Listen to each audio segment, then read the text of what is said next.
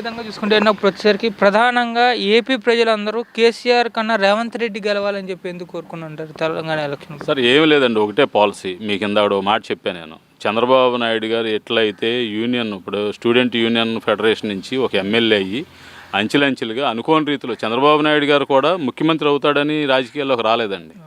తనకి కలిసి వచ్చింది అంతే. కలిసి వచ్చి అక్కడ ఉన్న పరిస్థితులను బట్టి తెలుగుదేశం పార్టీ ఆయనకు అవకాశం ఇచ్చింది. ఆయన ముఖ్యమంత్రి అయ్యాడు. అతను ముఖ్యమంత్రి అయిన తర్వాత పెట్టిన చెట్లు 25 ఏళ్ల తర్వాత కానీ మన వాళ్ళకి కనపడలా.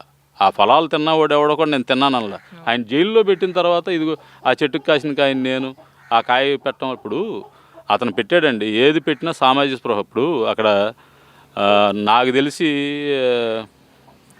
ఆయన ఐటీ పెట్టింది ఏమంటారు దాన్ని, సైబర్ సిటీ కదండి దాన్ని, ఏదో ఆ ఏరియాని ఏదో అంటారు ఇటువరకు, మాదాపూర్లో గతంలో ఆయన పెట్టినప్పుడు అప్పుడు కూడా ఇదే రకమైన అభియోగాలు చేశారు. ఏం చేశారు నాకు బాగా గుర్తు. ఈ మురళీమోహన్ లాంటి వాళ్ళు, ఇలాంటి వాళ్ళు, ఇప్పుడు నా దగ్గర రూపాయి ఉంది, పోర్టు పడుతుంది, ఇక్కడ 10 లక్షలు ఉంది రేటు. పోర్టు పడిన తర్వాత 50 లక్షలు అవుద్దని దూరదృష్టితో నేను వెళ్ళి కొనుక్కుంటా. అంత మాత్రాన ఒక కులపోడు వెళ్ళి డబ్బు ఉండవాడు కొనుక్కుంటా, లేకపోతే లేదు. మాదాపూర్ ఇదంతా వాళ్ళ కోసం డెవలప్ చేస్తున్నాడని చెప్పి అన్నారు. కానీ ఇవాళ అది ఒక ఫారిన్ కంట్రీలో తిరిగినట్టు. హైదరాబాదు, పాత హైదరాబాదు వేరు, ఇవాళ ఆ డెవలప్ చేసింది వేరు. కానీ అక్కడ ఎవరు అనిపిస్తున్నారు? చంద్రబాబు కొడుకు ఇంకోటికి అక్కడేమి సెంటు భూమి లేదే. అతను కూడా గెస్ట్ లాగా ఇప్పుడు హైదరాబాద్ డెవలప్ చేశాడు. ఉమ్మడి ఆంధ్రప్రదేశ్ ముఖ్యమంత్రి చేశాడు. ముఖ్యమంత్రి చేసిన తర్వాత అతను అక్కడికి వెళ్ళి అతను తినేది ఉండేదేం లేదుగా ఏంటి. అయితే ఇక్కడ ఇక్కడ ఇక్కడ ఏమైందంటే, పూర్తిగా చెప్పాలంటే అతను పెట్టిన ఆ స్కీము ఇవాళ మా ఇప్పుడు దరిదాపుగా మా ఊర్లో కుర్రోళ్ళు ఉండారండి, 2-3 ఐటీ కాదండి, స్కిల్ డెవలప్మెంట్ కాదు, మా ఊర్లో ఇంజనీరింగ్ చేసిన కుర్రాళ్ళు ఉన్నారు. ఇవాళ ఐటీ సెక్టార్లో ఇదవుతుంది. వాళ్ళ అన్నదమ్ముల పిల్లలు వాళ్ళందరూ కూడా అట్టాగా ఉన్నారు. వాళ్ళు ఏం చేశారు, ఇక్కడ వాళ్ళ తండ్రికి ఒక మంచి బిల్డింగ్ కట్టారు, చుట్టూ కాంపౌండ్ వాళ్ళు కట్టారు. హైదరాబాద్లో వాళ్ళు ఒక బిల్డింగ్ కొనుక్కున్నారు, ఇక్కడ కారు వేసుకొస్తున్నారు వాళ్ళు.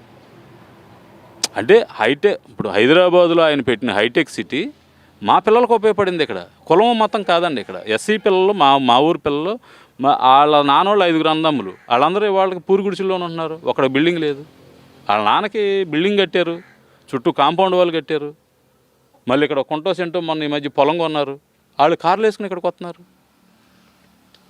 అతను పెట్టిన చెట్టు ప్రభావం ఏంటంటే, ఎవడైతే చదువుకున్నవాడు ఉంటాడు, కులం లేదు మతం లేదండి, ఇక్కడ వాళ్ళు ఆటోమేటిక్గా ఆ ఫలాలు అందుకుంటారు అనేది అతని దారకాణం. ఈయనేంటి ఉన్న కంపెనీలు తీసాడు. ఈయన గురించి మనం ఎంత తక్కువ మాట్లాడుకుంటే అంత మంచిది లేదు. అదేవిధంగా చూసుకుంటే ఇప్పుడు వచ్చేసరికి 24 ఎన్నికల్లో ఇటు పక్కనేమో పవన్ కళ్యాణ్ గారు, చంద్రబాబు గారు కలిసి పోటీ చేస్తారని ఉమ్మడి కార్యాచరణతో ముందుకెళ్తారంటున్నారు. అదేవిధంగా చూసుకుంటే పందులే గుంపులుగా వస్తాయి, సింహం సింగిల్గా వస్తుందని చెప్పి జగన్ గారు అంటున్నారు. దాని మీద ఆ మాట అనడానికి ఆయన అర్హుడు కాదండి.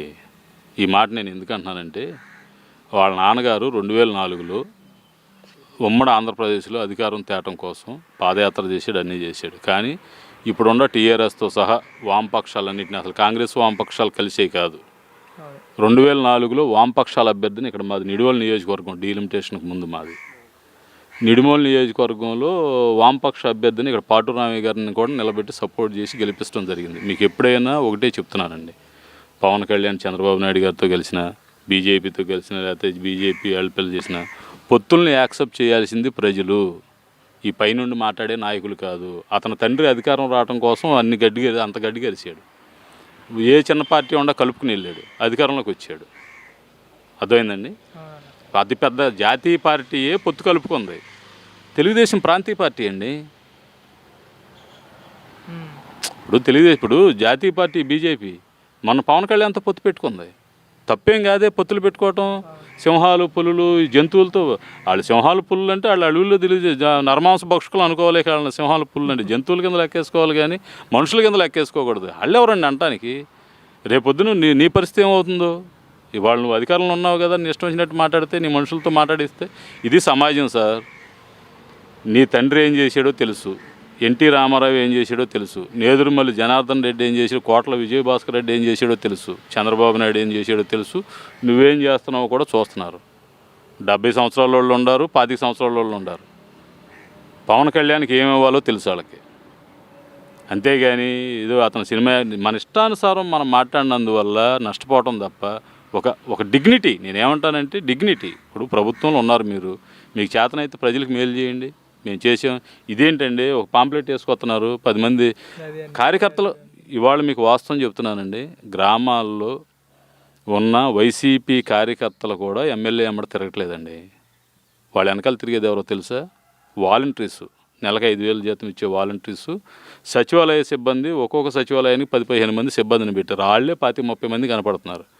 మెయిన్ లీడర్స్ ఉంటారు చూడండి, ఏది పోర్ట్ఫోలియో లేకపోతే మామూలుగా మార్కెట్ యార్డ్ ఇచ్చినాడు, లేకపోతే ఇది 3-man కమిటీ ద్వారా పిఎస్సిఎస్ ఇచ్చినాడు. వీళ్ళు మెయిన్ వాళ్ళు పదవులు, లేకపోతే ఒక సర్పంచ్, ఒక ఎంపీటీసీ, లేకపోతే ఆ మండల పార్టీ అధ్యక్షుడు తప్ప సామాన్యులు పూర్వం ఫాలోయింగ్ అసలు వాళ్ళకి లేదు. కారణం ఏంటంటే వాళ్ళకు కూడా అర్థమైపోయింది, వాళ్ళు సామాన్యులేగా. ఏ పార్టీలో పేదవాడు అనేవాడు పేదవాడేనండి. ప్రభుత్వ ప్రయోజనాలు ఎలా ఉంటాయి అనేది ప్రతివాడికి తెలుసు. మనం అనుకున్నంత మాత్రాన ఏది సాధ్యం కాదు, అసాధ్యం కూడా కాదు. ఇప్పుడు నిన్నటి వరకు కేసీఆర్ గారిని ఏమన్నారు? 1, 2, 3 కలుపుకుని బీజేపీని, అవసరమైతే బీజేపీని కూడా కలుపుకుని ఎంఐఎంను కలుపుకుని కేసీఆరే ఫామ్ చేస్తాడని అన్నాడు. రెండోది ఇంకో మాట చెప్తున్నాను నేను, అతని తండ్రి కేటీఆర్ తండ్రి కేసీఆర్ తెలుగుదేశం పార్టీలో పెరిగాడన్న విషయం అందరికీ తెలుసు. ఎన్టీ రామారావు గారితో కేటీ రామారావు అని చెప్పని ఎన్టీ రామారావు గారే స్వయంగా కేటీఆర్కి పేరు పెట్టాడన్న విషయం అందరికీ తెలుసు. అతను మొన్న ఒక చిన్న పొరపాటు మాట మాట్లాడాడు.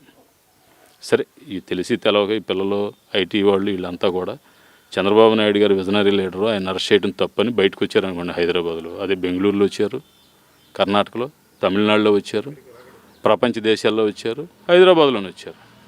పక్క రాష్ట్రంలో ఇదైతే మీరు చేయటం, పక్క రాష్ట్రం ఏంటి, ఉమ్మడి ఆంధ్రప్రదేశ్కి ముఖ్యమంత్రి చేశాడు ఆయన. ఆయన పెట్టిన ఫలాలే సంక్షేమ ఫలాలుగా మార్చుకుని మీరు ఒక కిల్లాని ఏర్పాటు చేసుకుని మీరు పరిపాలన చేసుకుంటున్నారు. మళ్ళీ పేద ఆంధ్రప్రదేశ్ని సంక్షేమం వైపు తీసుకెళ్లాలని ఇక్కడ ఒక కియా కంపెనీ తెచ్చాడు, లేకపోతే నెల్లూరులో కానివ్వండి, ఇక్కడ మండవల్లిలో కానివ్వండి, హబ్బులు, పారిశ్రామిక విధానాలు పెట్టాడు. ఇవన్నీ పెట్టి ఆయన వీళ్ళందరినీ ప్రయోజకులు చేయాలి. ఇక్కడ ఉండే పిల్లలు మీరు అంటున్నట్టు సంవత్సరానికి 4 లక్షల మంది పిల్లలు గ్రాడ్యుయేట్స్ అయ్యి బయటకు వస్తున్నారు. ఈ 4 లక్షల మంది పిల్లలు కనీసం ప్రత్యక్షంగా పరోక్షంగా ఉపాధి కల్పించాలనే ఉద్దేశంతో హైదరాబాద్లో మీకు ఏదైతే చేశాడో ఇక్కడ చేయడానికి ఆయన ప్రయత్నం చేశాడు. కానీ ఇక్కడ ఉన్న ఉద్యోగులు, మేధావులు, ఈ ప్రజలందరూ కూడా ఆయన్ని అర్థం చేసుకోలేకపోయారు. సరే, పాత 14 ఏళ్ల మట్టి ఈయనే చేస్తున్నాడని బోరు కొట్టి కొత్త మనిషి కోసం చూసి ఉండొచ్చు, అది కూడా ఒక కారణం. రెండోది, ఈ పార్టీ నాయకులు కూడా ఏంటంటే జంపు జిల్లానీలు ఉంటారు చూడండి, ఆ టైంలో టికెట్ ఇవ్వనాడు, అడిపరిగెత్తి ఆదాల ప్రభాకర్ రెడ్డి అని ఉన్నాడు. రేపొద్దున టికెట్ మ్యాండేట్ ఇచ్చే వరకు కూడా పైన అడిగి ఏదో డబ్బులు రావాల్సి వచ్చినాయి అంట. 10 కోట్లు రిలీజ్ చేశారు గవర్నమెంట్. గబాల్ని ఈ జెండా దింపేసేసి వైసీపీ జెండా ఎగరేసేసాడు నెల్లూరు జిల్లాలో. అంటే నేను ఎందుకు అంటున్నానంటే ఇవన్నీ కూడా అదంతా వాళ్ళ వాపు అనుకుంటే, బలుపు అనుకుంటే తప్పండి.